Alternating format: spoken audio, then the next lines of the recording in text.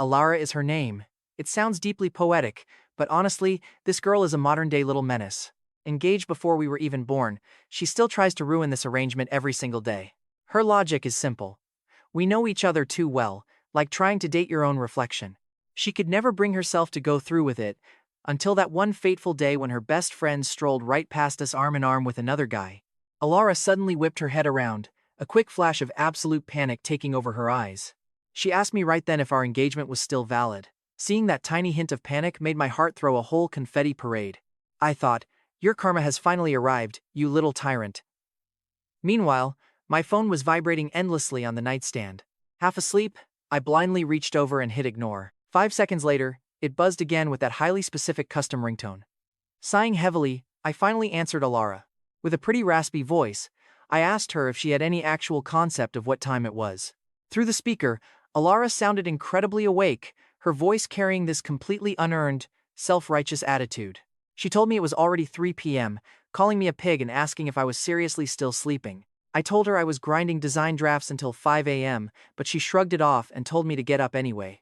She told me we had actual business to take care of, taking a sip of water before explaining that her mom wanted both of us home for dinner tonight. I switched the phone to speaker, tossed it on the pillow, and rolled back over. I lazily told her I was not going, making her voice jump an octave with a tone that meant zero negotiating. She screamed that I had to go, because both our mothers were waiting, preparing a total inquisition, so I better not dare skip it. You have to love their dynamic here. I immediately asked if they were interrogating her about some new excuse to cancel. The line went completely silent for a few seconds before she hummed and softly muttered that it was not about that today. She just told me to pick her up at 6 and hung up the phone immediately. Staring at the ceiling, my sleepiness totally vanished. This whole engagement was drunkenly set up by our grandfathers before we were even born. Back in the day, her family owned a factory and mine ran a storefront, which everyone considered a pretty perfect match.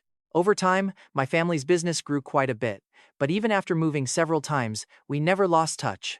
Elara and I, we have known each other since we were toddlers, climbing trees to steal bird nests and wading into rivers to catch fish barehanded. In elementary school, she helped write my punishment lines, and by high school graduation, I was intercepting love letters meant for her. We hit a karaoke bar with classmates, partying hard until midnight when it was finally time to go. She drank way too much, clinging to me like a koala because she could barely walk, while the sticky summer breeze blew her hair against my neck. It tickled a bit. Suddenly she looked up, her eyes incredibly bright.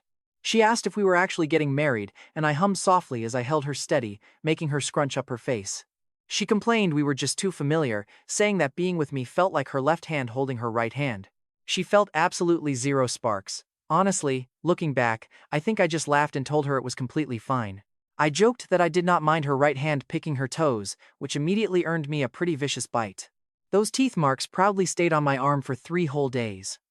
Eventually, I dragged myself out of bed and showered, trying to wake my brain up a bit before throwing on a basic white t-shirt and gray trousers. Once I looked relatively decent, I drove over to her apartment building. At exactly 6 p.m., I honked, but nothing happened. Then, I finally saw the heavy building door slowly swing open. Elara stepped out wearing a pale green dress, her hair pinned up loosely to show off her neck. Slipping into the passenger seat, she brought this faint, lovely scent of gardenias with her. Tapping my watch, I pointed out that she was 7 minutes late. She buckled her seatbelt and rolled her eyes, saying girls obviously need extra time to get ready before going out. She told me to just blame it on traffic later, so I started the car. After a bit, she stared outside and suddenly spoke up. She suddenly brings up some pretty interesting news, guys. I told her to spill, so she asked if I knew their new department intern Toby, which I immediately denied. She explained he is just this young guy who actually brought her breakfast today, buying that overpriced sandwich from the cafe downstairs. As my fingers tapped rhythmically on the steering wheel, I asked her. She whipped her head back, eyeing me with this look of pure annoyance. And then she tells me that is how a guy is actually supposed to chase a girl. He has real sincerity. He takes action. Now look at you, Declan. Other than picking me up and dropping me off on a strict schedule, what else do you even do? I laughed. So scheduled rides aren't enough?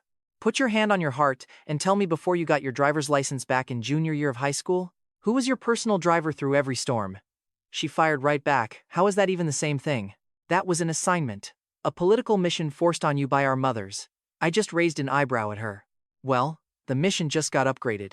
It's a lifetime appointment now. You got a problem with that? She completely choked on her words.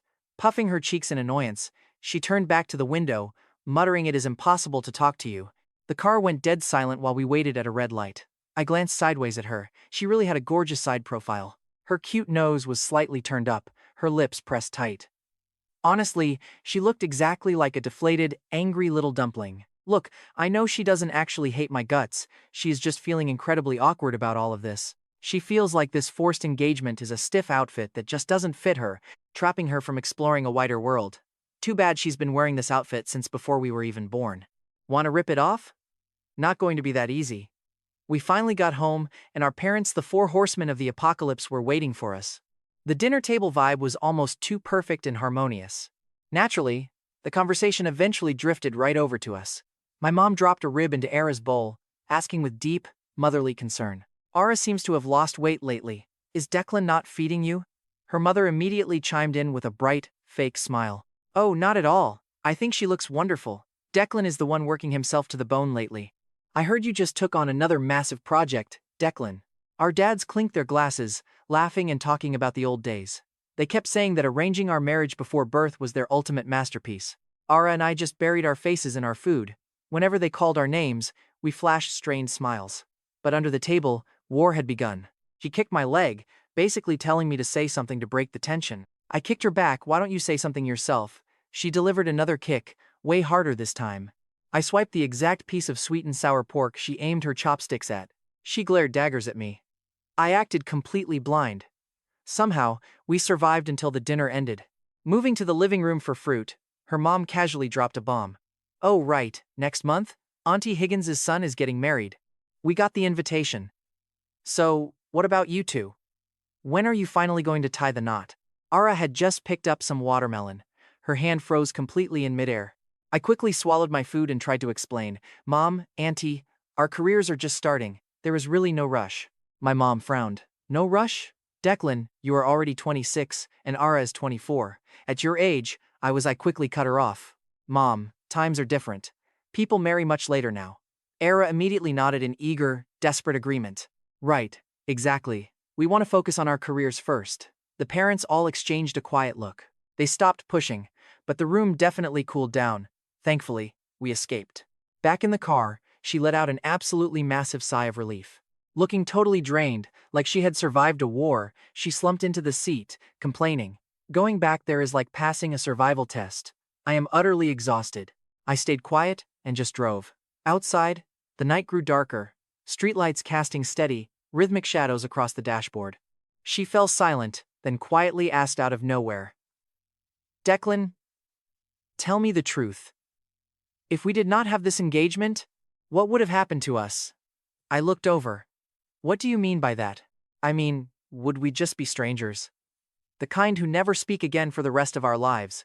I watched the red light ahead, gently pressing down on the brakes before answering with absolute, unwavering certainty, "No." She pressed on, asking why. "Because you stole my ice cream back in 3rd grade. And you still haven't paid me back." She froze, then burst out laughing, giving me a light punch. "Get lost.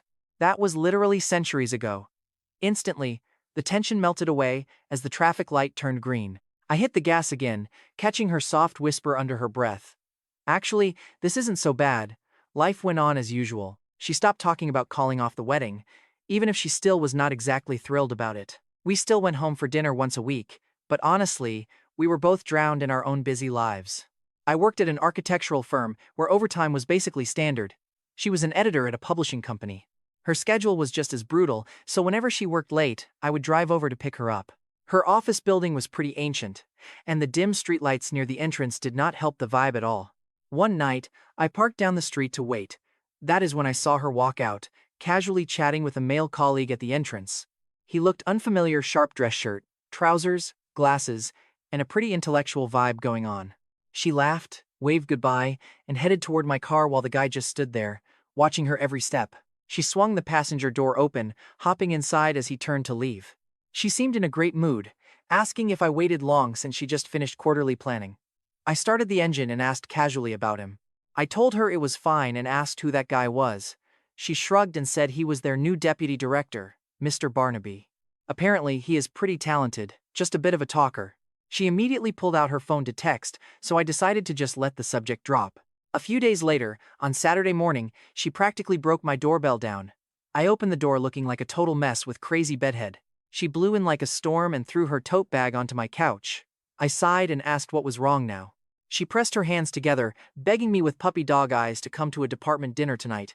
Apparently their deputy director Barnaby allowed family guests, and now a bunch of single female colleagues were hovering around her like hungry tigers. Honestly, how could I refuse being her personal shield? I leaned against the doorframe, teasing her that I am only family when she needs a favor, but normally she says we have no spark. She stepped closer, tugging on my pajama sleeve and acting all cute, pleading with me to just help her out. She promised to treat me to a massive feast if I did this.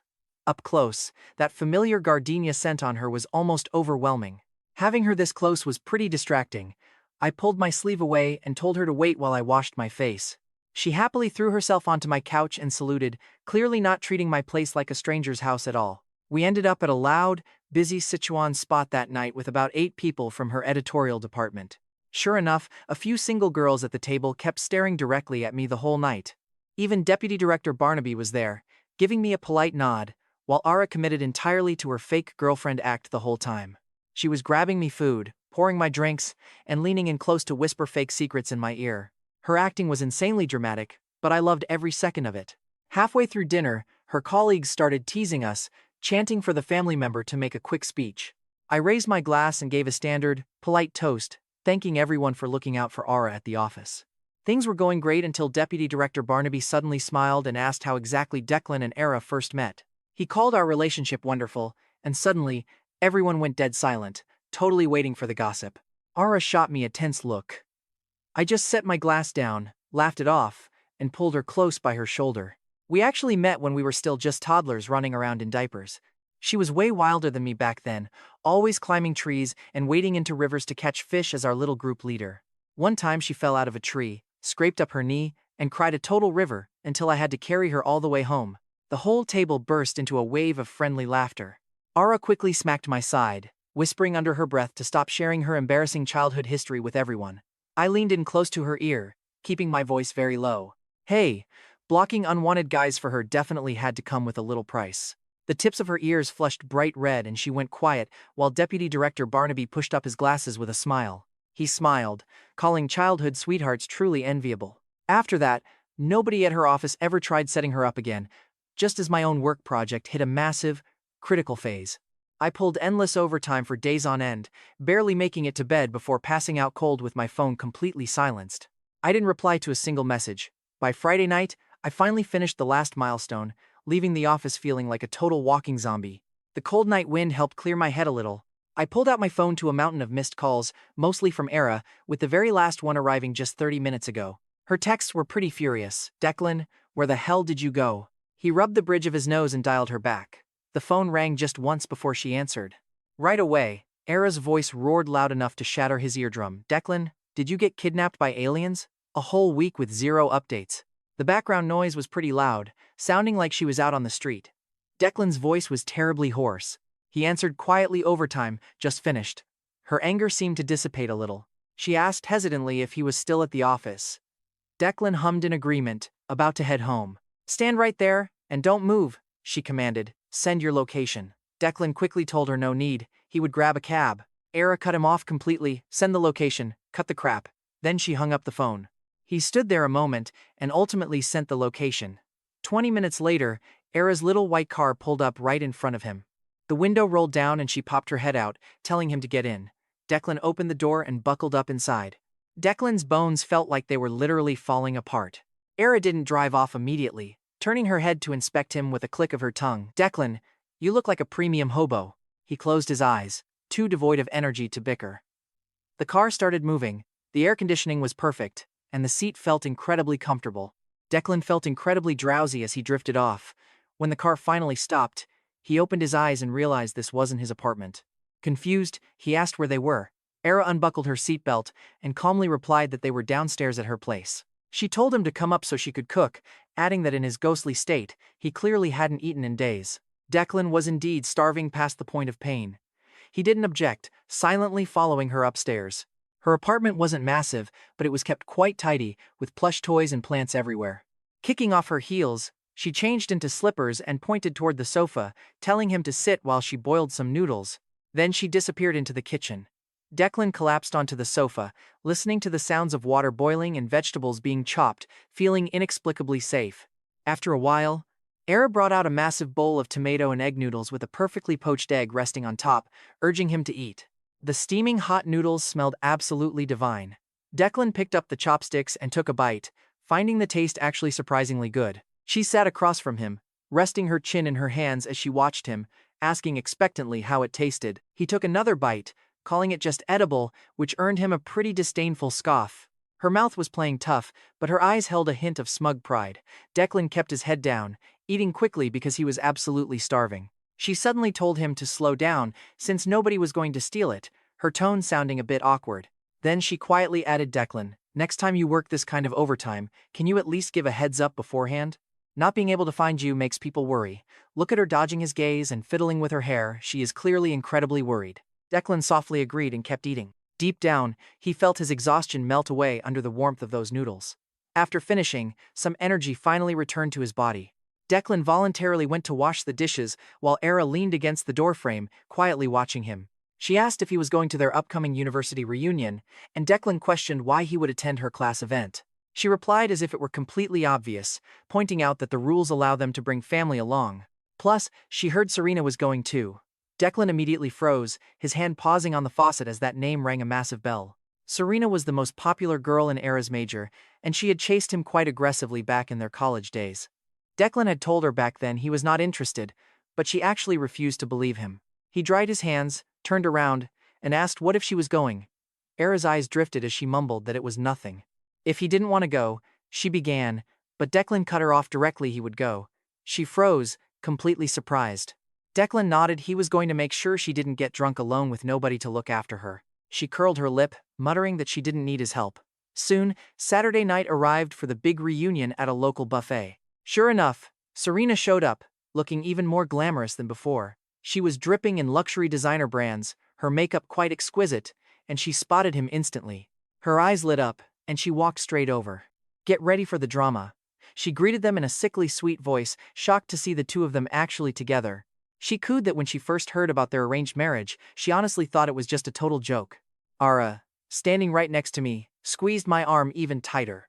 I just chuckled softly and told her it wasn't a joke. Hearing that, Serena's expression shifted, her eyes sliding over to Ara with a pretty sharp look. She sighed, dramatically, "Must be nice being childhood sweethearts, finally getting together. You really know how to play your cards, taking advantage of being closest to him all this time. Talk about major sour grapes." Ara's polite smile faded quite a bit, but she kept her voice perfectly calm. "When it comes to love, it is all about destiny." Serena flipped her hair with a pretty heavy look. "High-quality guys like Declan are always in demand, after all. You really need to keep a very close eye on him." With that parting shot, she spun on her heels and strutted away. Ara immediately dropped my hand and snorted in disgust. "Talk about passive-aggressive," she muttered. I looked down at her, teasingly asking if she was jealous, making her glare right back. She snapped that she just hated Serena, acting like I was some discarded trash she threw away. I had to correct her seriously. "I am definitely not trash," I said. She was so mad she lost her voice, finally spitting out a reply. "If you want to trash talk yourself, do not drag me into it." For the rest of the reunion, she sulked and drank way more than usual. By the time we walked out, her footsteps were quite wobbly and unstable. While I was holding her up, Serena suddenly appeared again, offering to drive us home since she had her car. I shut that down instantly. "No thanks, we drove here too." Serena had no choice but to back off, telling us to get home safely. She gave my face one last lingering look before finally walking away. I gently put Ara into the passenger seat and buckled her up. Her eyes were tightly shut, cheeks flushed a deep pink. As I started driving, she suddenly spoke up, slurring my name quite heavily. I gave a soft hum, letting her know I was listening. She sleepily asked if I really never liked girls like Serena. "Never." She pushed, asking why since she is pretty. I answered plainly too fake, like a plastic plant. She fell quiet for a brief second before whispering her next question. "Then what kind of girl do you actually like?" I did not answer right away. The only noise was the low hum of our car engine as she drifted off to sleep, breathing softly.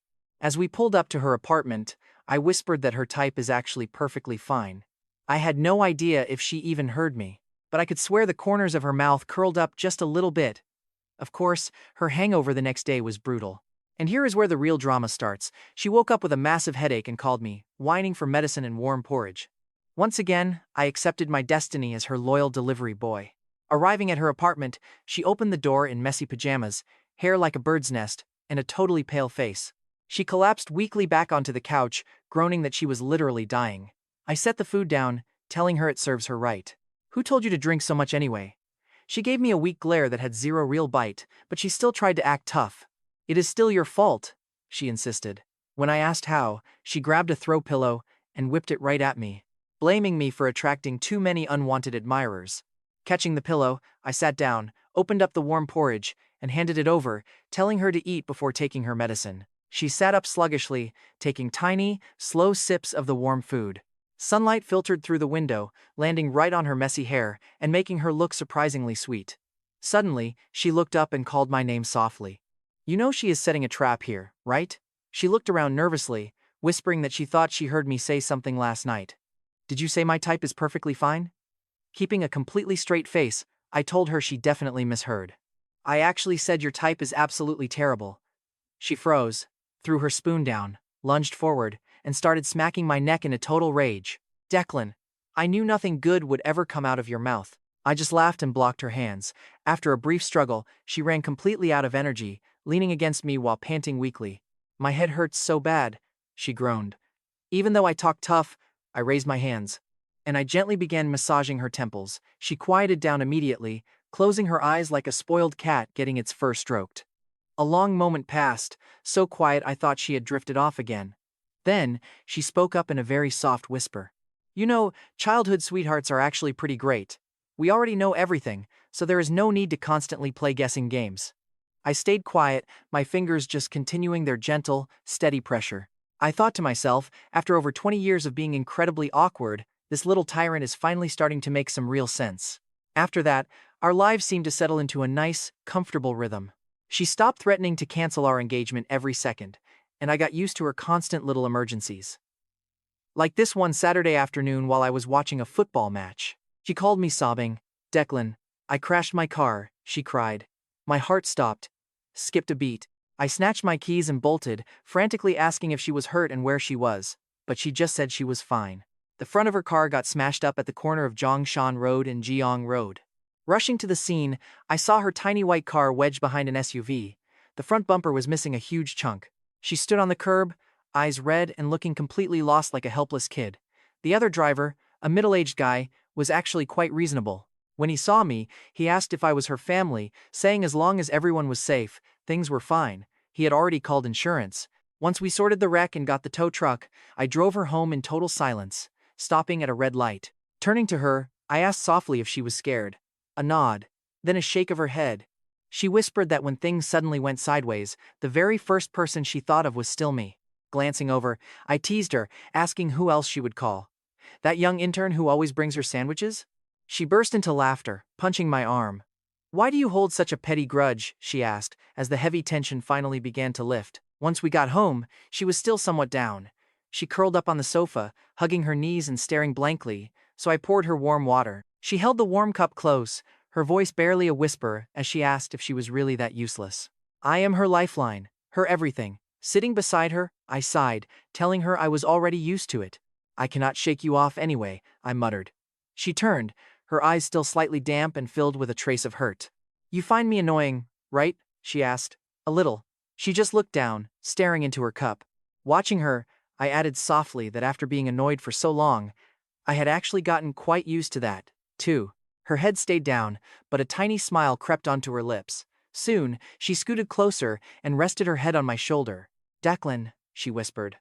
When I answered, she murmured that she wanted to stay like this forever. Her voice was incredibly soft. It feels pretty nice, she said. I gave a quiet hum, staying perfectly still as the sky outside gradually turned dark. We did not turn on the living room lights.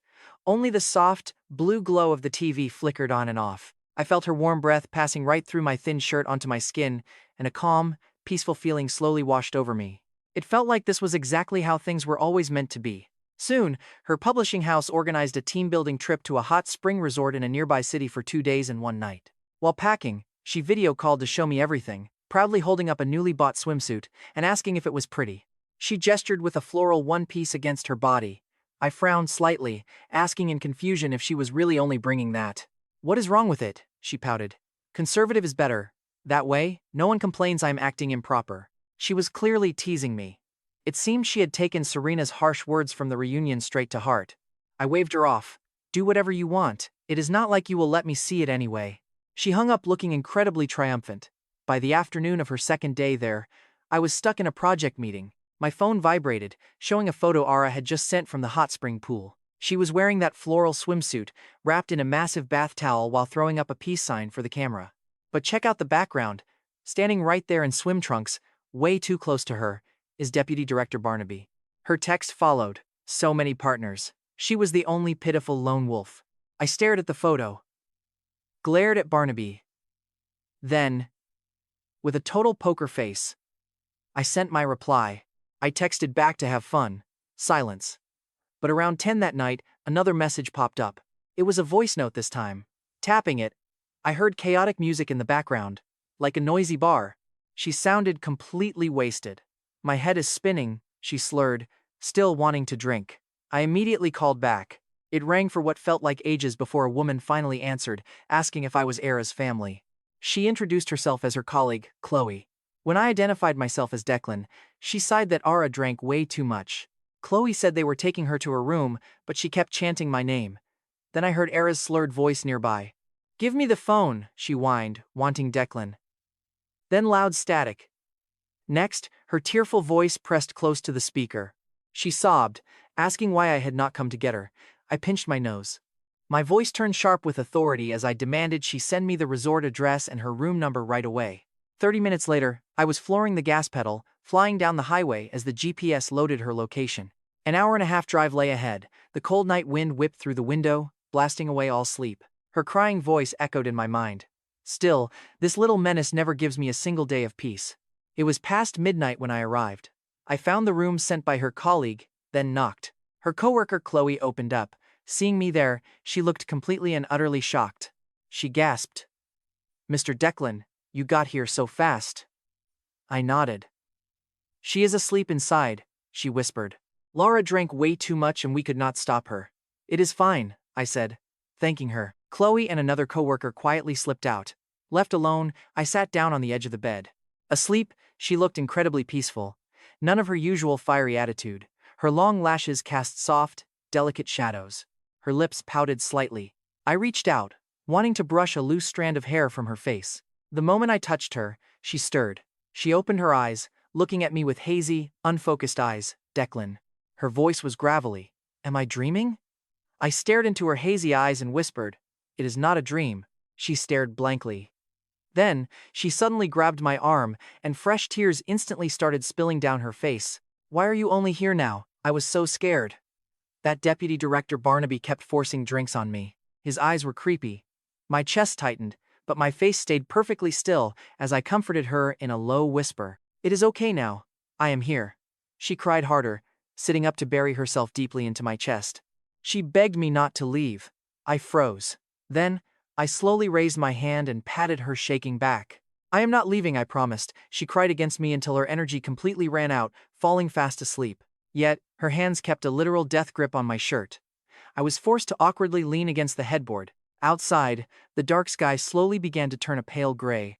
Her breathing finally evened out, warm against my neck. Suddenly, a fierce, unfamiliar protective instinct welled up deep inside my heart. Honestly, we all know it was way more than just that.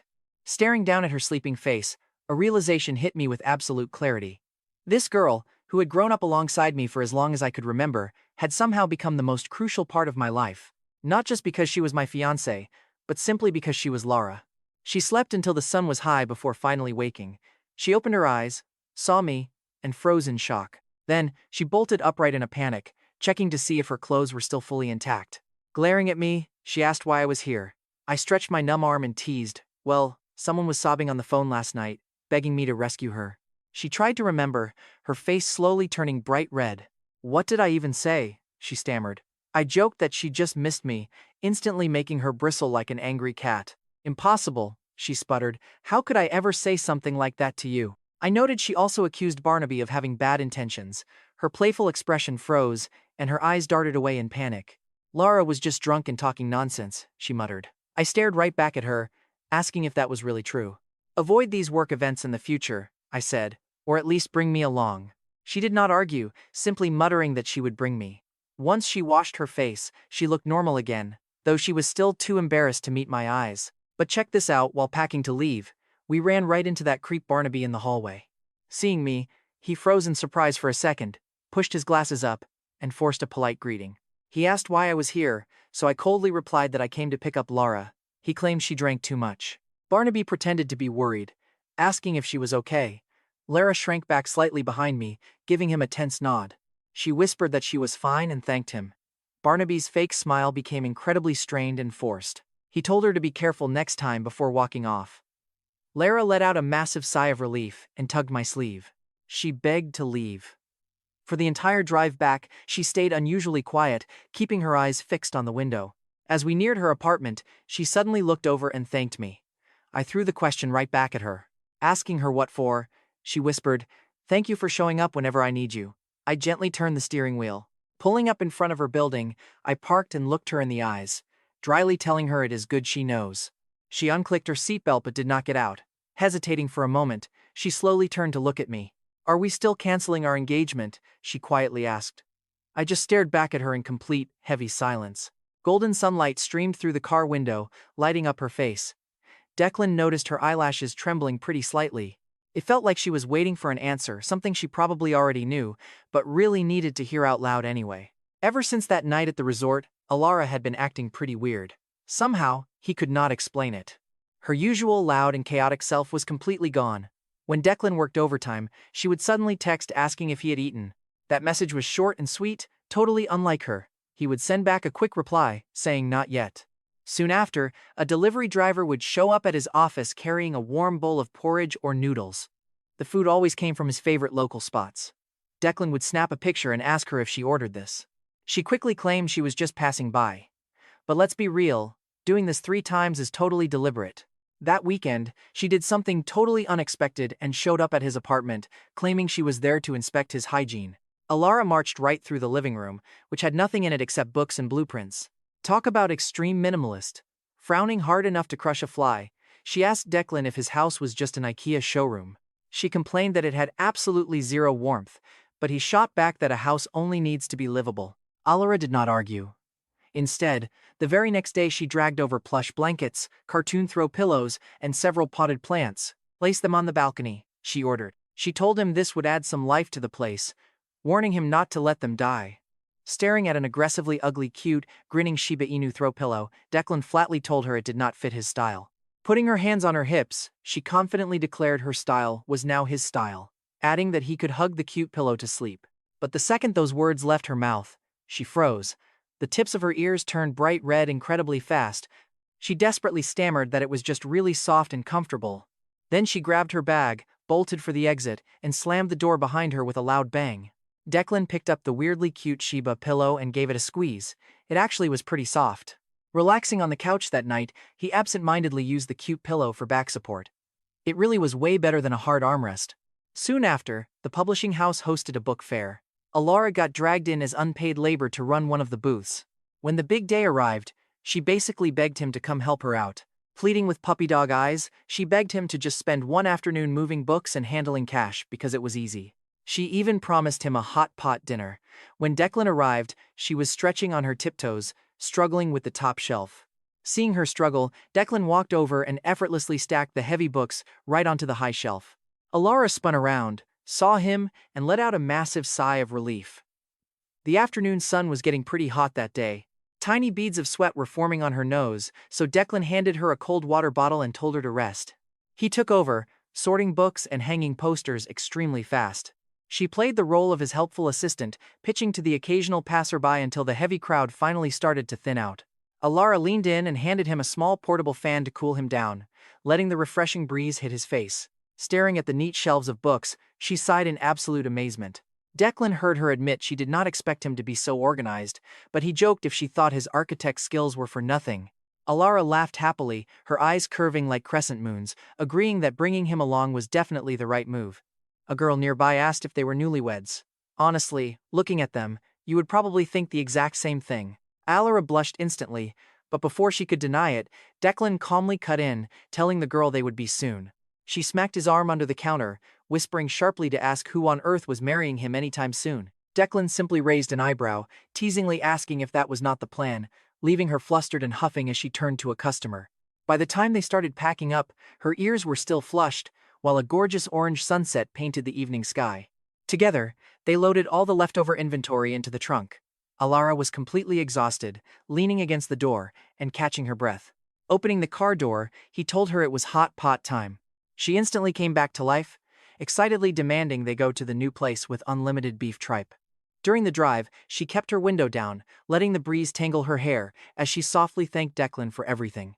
Declan raised an eyebrow, jokingly asking if she really thought a single hot pot dinner was enough to pay him back. I readily agreed to throw in another plate of shrimp pastel. It was my mom's birthday, a cozy family dinner. For these events, Alara's acting skills were top tier, sweetly calling my mom auntie over and over to win her over. She coaxed my mom until she was beaming from ear to ear. After we cut the cake, my mom held her hand and spoke with deep meaning, saying, "Elara, you and Declan aren't getting any younger. Time to settle down." Elara kept smiling while heavily stomping on my foot under the table. Keeping a totally straight face, I handed the cake to my mom and told her to just eat her cake. There is absolutely no rush. My mom shot me an angry glare and snapped back. "What do you mean? No rush?" "I am still waiting to hold a grandchild," she said. Elara nearly choked on her cake. On the quiet drive back, we waited at a red light. I glanced over and asked if my mom had scared her.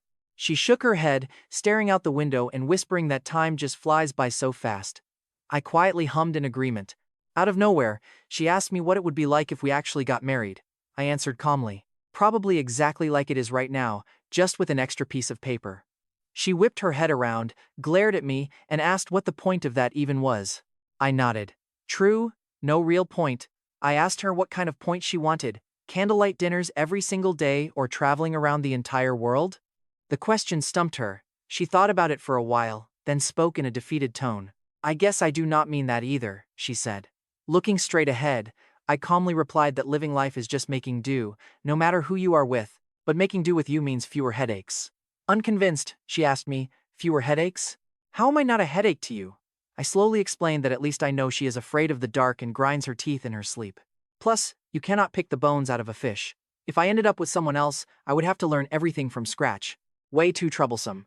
She froze, then lunged to hit me, snapping, "Declan, who grinds their teeth? You are the one grinding your teeth."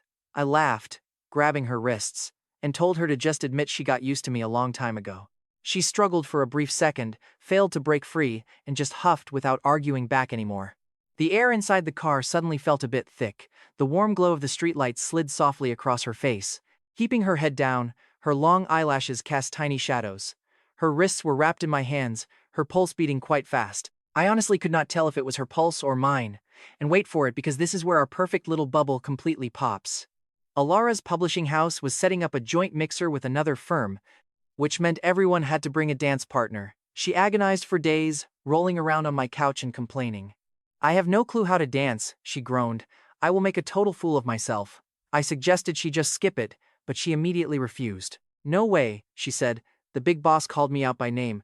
"I have to go." She sat up, her eyes sparkling, and asked if I knew how to dance. I flatly said no. She called me a liar, reminding me of the ballroom dance club I joined in college. I helplessly explained that my roommate dragged me there just to make up the numbers. I forgot everything ages ago, but she did not care, forcing me to clear out half of my weekend for her. She demanded a crash course right in the living room, pushing the coffee table away, rolling up the rug, and pulling up a waltz tutorial on her phone. Confidently, she declared we would learn the basics first, insisting it was simple if I just followed her lead. Naturally, on the very first step, she stomped right on my foot, quickly apologizing and saying she was so sorry. Second step, another stomp, then a third and fourth. Sighing, I grabbed her shaking shoulders, telling her to stop staring at her feet. "Look at my shoulders instead, follow my rhythm." She was incredibly nervous, her body stiff as a wooden puppet. I guided her slowly, softly whispering for her to relax and follow the beat. After over 30 minutes of practice, she could finally keep up without stomping on my feet. A thin layer of sweat broke out on her forehead. Her cheeks flushed as she proudly muttered that it did not seem so hard, while I gave an objective nod. You have definitely improved, I said. She laughed, her eyes shining bright under the warm sunlight filtering through the window onto her face. The music was incredibly soothing as she leaned into my arms, her soft breath brushing gently against my chin. For a brief moment, I felt like just continuing to dance with her forever would actually be quite nice. On the night of the big mixer, I wore a dark suit. When I went to pick her up, she was still upstairs stalling, making me wait for almost 20 minutes. Then she came down. And honestly, guys, I completely froze because she never dressed up this formally. She wore a champagne-colored slip dress, her hair pinned up to expose her elegant neck and collarbones, with light makeup and a gentle red tint on her lips. Tugging at her hem a bit unnaturally, she defensively snapped, asking me what I was staring at. She looked totally unrecognizable. Opening the passenger door, I teased her not bad, but the skirt seems a bit short. Stepping inside, she rolled her eyes and complained, how is this short? It literally goes all the way down to my ankles. Blind? Declan? Seriously? The place was incredibly formal, with dazzling lights shining everywhere we looked. Naturally, that Deputy Director Barnaby was there, looking surprisingly decent, but seeing us together, his expression soured instantly.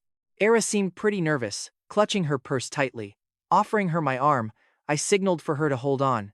Hesitating for just a brief second, she finally looped her arm through mine, her palm feeling quite cold as the music started up. I guided her smoothly onto the dance floor. Compared to our clumsy practice sessions, she was doing incredibly well tonight. No step toes this time, thank goodness. She looked up at me under the swaying lights. With sparkling lights reflecting in her eyes, she whispered that I danced pretty well. I quietly told her she was a great partner. She huffed playfully, telling me to give her a break. As the music stopped and applause erupted, her cheeks flushed a bright red. Sweat on her temples, quite cute, actually. I instinctively reached out, wanting to gently brush it away. She shivered slightly the moment my hand brushed her skin, but she did not pull back. Suddenly, a nearby voice teased us. They said Declan and Elara looked like a match made in heaven, with so much chemistry. She blushed and looked down, secretly smiling happily. Stuffy suit? Worth it. Every single second of it. And honestly, who could blame me? On the drive home, she kicked off her heels, rubbing her sore ankles while groaning that she was practically dead. High heels are literal torture, she sighed. I told her to just skip them next time, but she immediately shot it down. Looking pretty is way more important, she argued. When we arrived outside her apartment, she lingered in the passenger seat, speaking softly. She thanked me for not embarrassing her tonight. I laughed quietly, telling her the feeling was mutual. Unbuckling her belt, she paused. Then, she suddenly leaned across the console, planting a lightning-fast kiss on my cheek. It felt as light as a feather. Immediately after, she threw open the passenger door and bolted out of the car like a terrified little rabbit. She yelled back that it was my reward, leaving me completely frozen in the driver's seat. Touching the spot she kissed, my cheek felt quite hot as I watched her frantic, escaping figure vanish right into the lobby. I touched my face, unable to stop myself from smiling. Seriously? Pulling a sneak attack and running off? What kind of move is that? The next morning was Sunday, and I finally got to sleep in. When I woke up, my phone was full of messages. Sent in the dead of night, they read, "Are you asleep? Was I too impulsive? You are not actually mad, are you?" 30 minutes later, another message popped up. Forget it, pretend I never said anything. I could easily picture her, clutching her phone, overthinking everything. I texted back, just woke up, not mad. Don't just aim for the cheek next time. Pure silence. 10 minutes later, her response was just a single word scramble. And just like that, our story suddenly hits the fast-forward button. No more shy testing the waters, she was getting pretty direct. Like, she would straight up ask me if I was free this weekend because a new movie was out and she wanted to go. Or she would text that her parents sent some crabs and demand I come over for dinner that night. Even when I had to work late, she would show up at my office directly, carrying a warm thermos. Setting it down, she nervously claimed her mom made soup and insisted she bring some. When I opened it, the smell was absolutely incredible. I accepted the thermos and told her to thank her mom for me. She immediately huffed, "If you want to thank her, do it yourself." Yet, she would grab a chair and happily watch me eat. My coworkers passing by would tease us about having a sweet visitor again. Instead of getting shy, she proudly owned it, saying she was supervising my meals, but once they left, she quietly asked if she was disturbing me. No, they are used to it. I took another casual sip of my soup. Smiling warmly at that, she nodded. That weekend, when we finally went to see a movie, she picked a cheesy romance film. The plot was pretty cliché. Halfway through, Her head started nodding off sleepily until she finally drifted off right onto my shoulder. I stayed still, let her sleep. Eventually, the movie ended and the lights flared up. She woke up groggy, rubbing her eyes. Is it over? Yeah, let's go. I smiled. Following close behind, her hand naturally grabbed the hem of my shirt, just like we used to do as kids in crowded places. I reached back and took her hand instead. Her fingers were slender and slightly cold. She paused, but did not pull away. A gentle warmth spread between our palms. Without a single word, we just held hands, threading our way through the bustling crowd. Like it was the most natural thing in the world, autumn finally arrived, and the weather grew chilly. She had this really bad habit of catching a cold every single time the season started to change. And she didn't escape it this time either. Sneezing constantly and speaking with a heavy nasal voice, I had to check on her after work. I found her curled up on the couch, wrapped in a blanket with a raw, red nose. Feeling her forehead, she had a low fever. I asked if she took her medicine, and she gave a raspy, miserable reply. She muttered it didn't work. So I headed to the kitchen to boil some hot ginger tea. While slicing the ginger, I heard her calling her boss to ask for time off, croaking that she couldn't get out of bed. After hanging up, she wailed dramatically about losing her perfect attendance bonus. Bringing the tea over, I jokingly asked if her life or money was more important while she cupped the warm mug. It was so spicy she kept sticking her tongue out, whispering that both were important. But that night, her fever still raged. So I decided to stay, making do on the living room couch. But here's where my protective instincts kicked in, hearing noises from her room. She was tossing and turning, having kicked off her blanket, so I gently pulled the covers back over her shoulders. My hand brushed her forehead, which was still warm, and she suddenly reached out and groggily squeezed my fingers. She pressed my hand to her cheek, muttering about how cool and comfortable it felt, refusing to let go. So I sat down. Moonlight spilled through a gap in the curtains, illuminating a soft patch of her sleeping face. Though her breathing was still heavy, holding onto my warm hand seemed to help her drift off into a peaceful sleep. I sat there beside her for nearly an hour. Only when she was deeply asleep did I slide my hand free and slip back to the couch. My hand still felt completely hot from the touch of her warm cheek, leaving me with this sudden feeling of being totally relied on. Once she got better, her attitude toward me became pretty interesting. Mainly, she just became super demanding, bossing me around, saying, "Declan, I am hungry.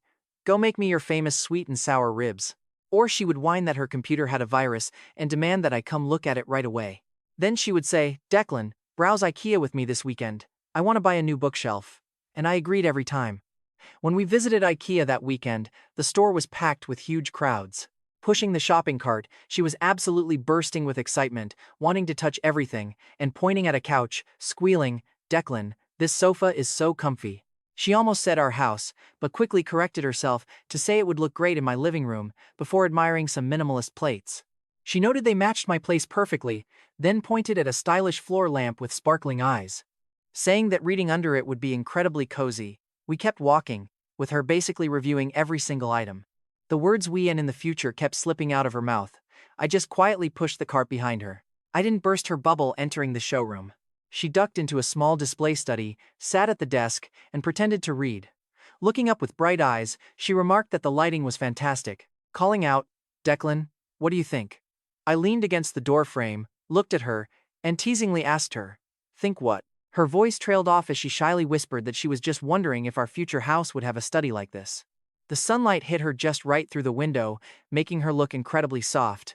Honestly, how could I resist? I walked over, grabbed a pen from the desk, scribbled a quick note, and slapped it right onto the book she was pretending to read. Picking it up, she read my note out loud. "Rental fee, $50 per hour, no credit allowed." She froze for a second, then grabbed a throw pillow and hurled it at me, yelling out my name, "Declan," as I laughed and caught it. Standing up with puffed cheeks, she grabbed my arm and dragged me toward the exit, pouting that we were going home right now. After walking a few steps, she still couldn't resist, turning her head back for one last look, a tiny, happy smile tugging at her lips. On the quiet drive back, she sat in the passenger seat watching the scenery blur past before suddenly calling out my name, "Declan," as I softly hummed back. I muttered, "Yeah," and she quietly asked if we were dating now, just as the car slowed to a stop at a red light. Turning to look at her, she kept facing forward, but her ears slowly turned bright red. I teasingly asked her back, "What do you think?" She pressed her lips tightly together and went completely silent as the light turned green and I stepped on the gas. After a long pause, she whispered very quietly but clearly, "I think it counts," making the air inside the car feel instantly thin. Those gentle words of hers dropped like a massive boulder into my heart, sending huge, emotional ripples through my entire soul. I didn't answer right away, just gripping the steering wheel tight and staring straight ahead as she quietly felt my silence. She shifts around uneasily, her voice drops even lower, sounding a bit anxious. If you think this does not count, that is fine too. Right then, the light turns red. I pull the car to a stop, turn around, and look at her seriously. She is just acting sulky, still refusing to look. Look up, I tell her. After a brief hesitation, she slowly turns toward me. Her eyes are shining with uncertainty, mixed with a tiny spark of hope. I look straight at her, pronouncing every single word. If you say it counts, then it definitely counts.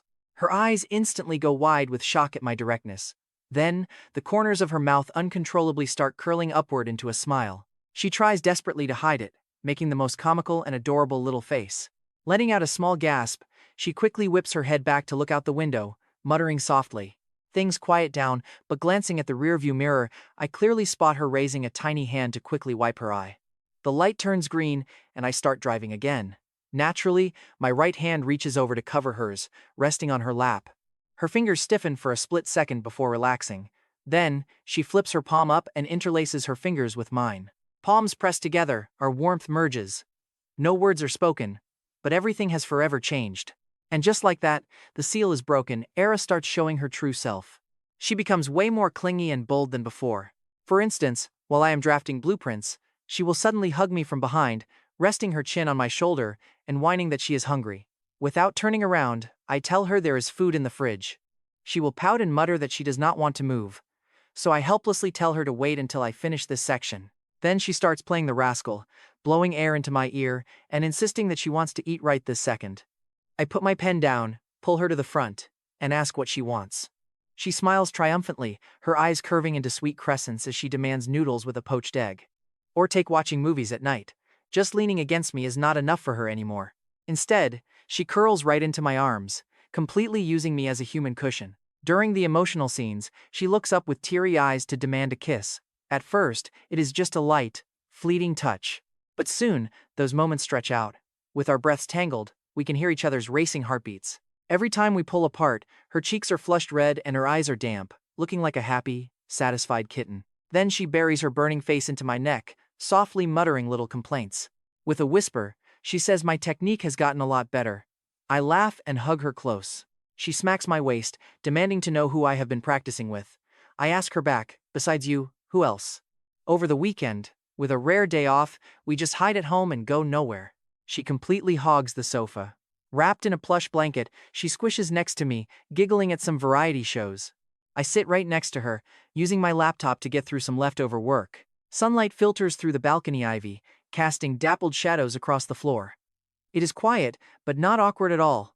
Suddenly, she pauses the TV and leans in to look at my screen, asking if I am still not done. Almost, I reply.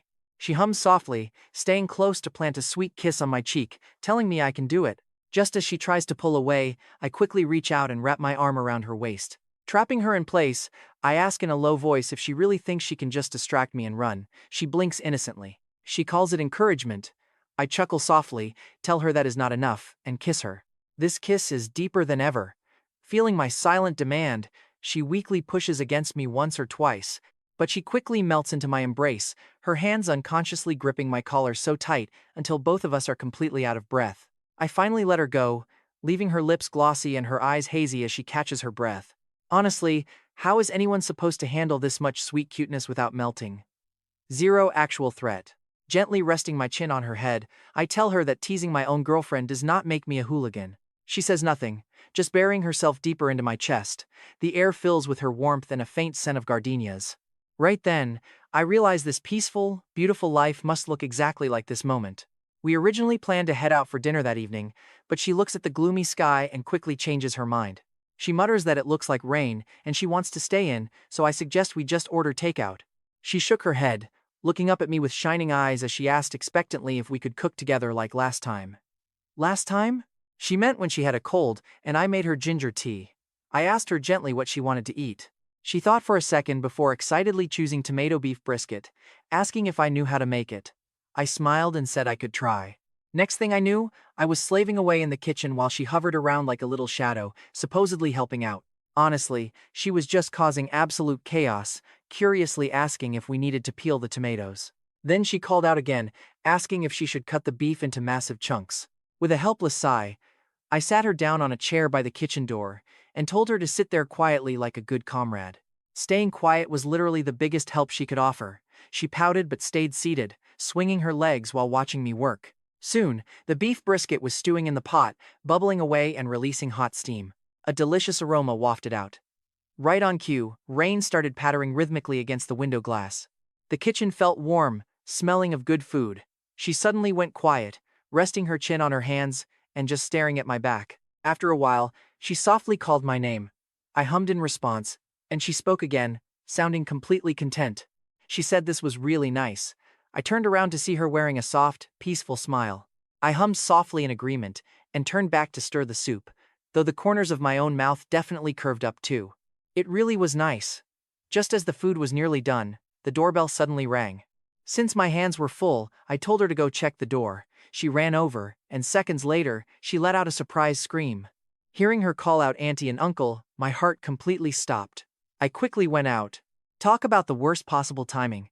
There stood my parents holding bags of fruit, staring in total shock at Elara, who was wearing pajamas with her messy hair pinned up. The whole room instantly froze. Elara went bright red from her face to her ears, standing there totally panicked and stuttering, asking what they were doing here. My mom was the first to react. Breaking into a massive smile, she enthusiastically welcomed Elara, explaining they were just passing by to drop off some fruit for me. She trailed off, her eyes darting back and forth between us with an incredibly knowing look. My dad coughed awkwardly. I stepped forward, pulling a completely petrified Elara behind my back, took the fruit, and invited them inside. I told them to come in since dinner was almost ready. My mom waved her hands frantically with a giant grin, insisting they already ate and were only dropping off fruit, so we should eat. With that, she grabbed my dad and practically dragged him out the door. Right before she left, my mom winked at Elara, telling her to visit them whenever she had free time, then shut the door. Elara let out a groan, covered her face, and slid to the floor in absolute agony, crying that she was going to die of embarrassment. She moaned that they definitely misunderstood. Seeing her hiding like an ostrich, I couldn't help but feel highly amused. I softly asked what they misunderstood. She looked up, her face crimson, and whispered that they thought we were living together. I raised an eyebrow and pointed out that she literally spends 5 days a week at my apartment anyway. She frantically tried to argue, rambling about how it was totally different, but she couldn't make a single coherent point. I bent down to pull her up and comfort her. I told her they were bound to find out sooner or later anyway, so we should just focus on eating. She cried about never facing my parents again, but I laughed and told her they were probably throwing a party right now. You knew this was coming. The next day, my mom called me, her voice practically vibrating with pure, unadulterated excitement. She asked if they interrupted us yesterday, which left me feeling completely helpless. Then she pressed urgently, demanding to know how far along we actually were and when we would finalize the wedding. I cut her off, telling her to pace herself, but she only got more energetic. She asked how she could possibly stay calm when Elara is such an amazing girl, adding that she and my dad needed to start preparing immediately. I cut her off again, firmly stating we have our own rhythm and they shouldn't stress about it. After finally managing to brush my mom off, I hung up the phone. I saw Elara poking her head out of the bedroom, nervously asking what my mom said. I played it cool, saying she just asked when we're getting married. Her eyes went wide as saucers as she frantically asked what I told her. Smiling, I gave my answer. I told her it depends entirely on a certain someone's performance. Naturally, she immediately grabbed a throw pillow and hurled it at my face. Declan, she yelled. I caught the pillow, smiling as she bared her fangs. The morning sunlight was just beautiful. She wore my oversized shirt, her bare feet padding across the wooden floor. Her hair was a total messy disaster. Yet she somehow radiated this incredible warmth. I walked over, pulling her close. She struggled a bit, gave up, and just let me hold her tightly. I whispered her name softly. She hummed. I leaned in, asking right against her ear, "Do you feel anything yet?" She went quiet for a second, letting out a soft hum. I pressed on. "Feel what?" she asked, her voice totally muffled against me. She explained it is like my left hand holding my right hand, but the kind of hand I absolutely cannot live without. I chuckled, holding her even tighter. That metaphor is pretty weird, I told her, but somehow perfect. Things were pretty steady, but you know that just means trouble is coming. Ara's company suddenly launched a massive project. As the lead editor, she was running herself ragged, pulling crazy overtime hours for days on end. She was visibly losing weight. When I picked her up late one night, she climbed in, clutching a massive stack of drafts. She was too tired to even speak. I asked if we should go home or eat. Eyes closed, she answered weakly. Just home, she said. No appetite. Halfway there, sitting at a red light, I turned to look over at her. She had already drifted off, head tilted. Those dark circles under her eyes made my chest tighten with worry. I bypassed home completely and headed straight for her favorite porridge spot. When I parked, she woke up, asking groggily where we were. Are we there? She asked. I replied softly, Get out, let's get some warm porridge first. She stared at the bright sign outside the window, completely stunned for a second, then smiled and asked softly, Declan, how did you know I wanted this? She asked. I just said I guessed. Once that hot porridge hit her stomach, her color returned. She let out a deeply satisfied sigh, whispering softly, You really do know me best. I put some food in her bowl, reminding her to eat slowly because work never ends. Do not push yourself so hard. She frowned, saying she really could not help it since this project was huge. Plus, Deputy Director Barnaby has been picking on me lately. I need to deliver amazing results so he cannot look down on me. My eyes darkened, asking if he was still giving her trouble. She waved it off, saying he was just being overly strict with work. It is fine, I can handle it. Dropping her off downstairs, right before she stepped out, she suddenly leaned over and kissed me on the lips. She smiled, waving cheerfully, thanking me for the food. My battery is fully recharged, she cheered, running inside. I just watched her go. My fingers tapped slowly on the steering wheel. That Deputy Director Barnaby. It seemed like I needed to find a chance to teach him what keeping your distance really means. And trust me, that perfect opportunity came sooner than expected. The company held a huge party, and I was on the guest list. Ara executed this project brilliantly, receiving high praise from the top boss. She was practically glowing. Wearing a simple, elegant black cocktail dress next to me, her smile radiated pure confidence. And of course, Deputy Director Barnaby was there too. Seeing us together, his expression went pretty stiff, but he still walked over with his wine glass to say hello, telling Ara she did an amazing job on the project. Congratulations, he said. Ara answered politely, thanking Director Barnaby. Barnaby then shifted his gaze to me, checking me over. So, Mr. Declan is here tonight as well, he noted. I raised my glass, clinking it against his. My voice was calm, but it carried an undeniable threat as I spoke. It is Ara's big event, after all. Naturally, I will always be around for her in her career. We will still need Director Barnaby to look out for her. His eyes flickered, and he forced a tight smile, agreeing. Right at that exact moment, the big boss of the publishing house walked over. Seeing me, he eagerly shook my hand, saying he had heard so much about me. He praised my recent municipal plaza design as truly magnificent. I gave a few modest replies. The boss then turned to Ara, his tone hinting at a little envy. Ara, you really found yourself an amazing partner, he said. Declan is so young and highly accomplished, making you two a perfect match. Ara smiled and thanked him. Barnaby just stood there, his face turning pale with absolute embarrassment. He was completely reduced to background noise for the rest of the night, not daring to come near us again. On the drive home, Ara was in a fantastic mood, happily humming a tune. When I asked her why, her eyes sparkled as she agreed. You should have seen Barnaby's face, she laughed. Let us see if he ever dares to give me a hard time again. He got the message. She leaned in close, giving me a questioning look. Declan, did you do that just now? Did you do that on purpose? I pretended to be totally clueless. She tilted her head playfully, sounding pretty teasing. Like when you were talking to the boss, or how you stared at Deputy Director Barnaby. You were totally marking your territory. Keeping my eyes on the road, I let a small smile slip. Wasn't it pretty obvious? She froze for a split second, then completely lost it, laughing right onto my shoulder in sheer surprise. It was way too obvious, Declan. I honestly never expected you to have such a possessive side. I gently ruffled her hair, whispering that for her, it is a basic requirement. Soon, Elara finally scored a quick vacation. She had been planning this getaway for quite some time, desperately wanting to take a little trip together. Just 2 days and one single night at a scenic, ancient water town nearby. When departure day arrived, she was basically bouncing around like an excited kid. She dragged me awake at the crack of dawn, shouting for me to get up before we missed our high-speed train. I checked the clock, completely helpless. We still have a whole hour and a half, I groaned.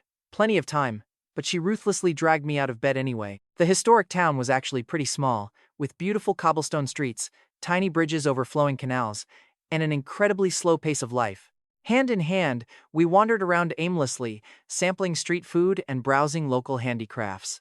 As evening fell, we checked into a cozy riverside inn. Our room featured a charming little balcony overlooking the gently flowing waters.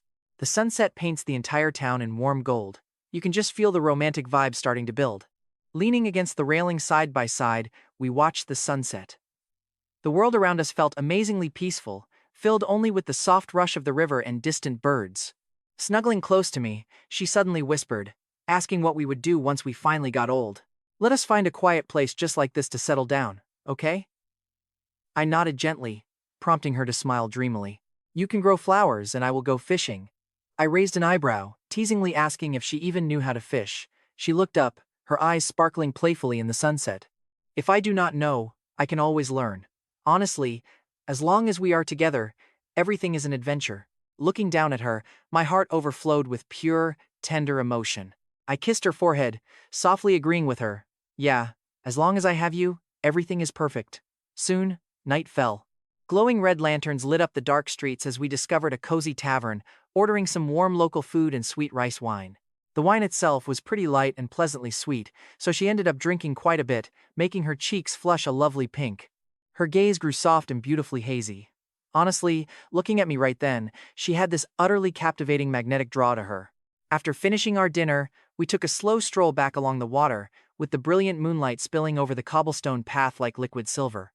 The sharp click of her heels echoed softly in the quiet night, the sound carrying down the peaceful streets. Reaching the entrance of our inn, right under a huge, fragrant osmanthus tree, she suddenly paused and froze in her tracks. She murmured my name, prompting a confused hum from me. Turning around, her eyes looked misty as she admitted she was feeling a little tipsy. Laughing softly, I replied that I could definitely tell. She suddenly stepped forward, pressing her body right against mine and wrapping her arms around my neck. Her breath carried the sweet, lingering scent of that sweet wine. She softly whispers that they can just blame everything on the alcohol. And honestly, guys, my heart skipped a major beat. I slipped my hands around her waist, asking in a quiet, low voice what she had in mind. She slowly stood up on her tiptoes. Leaning extremely close to my ear, her warm breath brushed my skin as she softly whispered that she really wanted to kiss me. And not just on the cheek. Before those words could even fully fade away, her soft, warm lips pressed firmly against mine like never before. This kiss carried the intoxicating sweetness of the wine, mixed with a raw, incredibly reckless courage. It felt messy, yet intensely passionate, as if trying to squeeze over 20 years of built-up emotions.